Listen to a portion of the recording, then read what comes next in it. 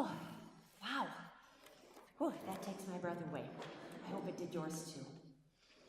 So hello, it's lovely to see all of you, and I appreciate you taking time to be here and to share with these young women the joy of singing.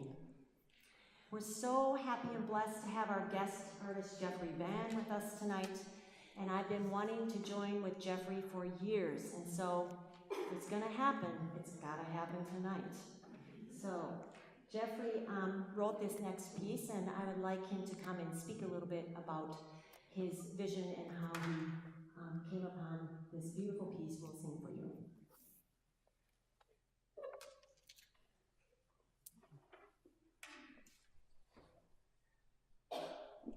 Child of Peace is one of my very earliest compositions, and it came about by my hearing a friend of mine do a little warming up one day visiting my house, and I sort of caught a few intervals from that improv he was doing and thought I might make something of it. So I began to work a little bit with that melody.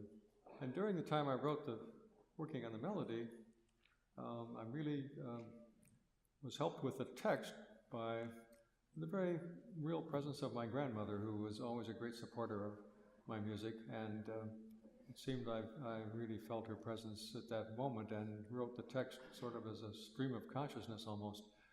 It reminded me a little bit of something our most famous Minnesota composer, Dominic Argento, once said, that he never writes the piece he sets out to write. Something always occurs along the way that guides it in another direction. And he expressed it as, you start out by being a dictator and you end up by taking dictation. So this text was rather that way. The piece was published in 1979. It's never been out of print. It's been performed in its two versions, for mixed choir and for women's choir, by choirs with guitar, choirs with harp, choirs with handbells, choirs with organ.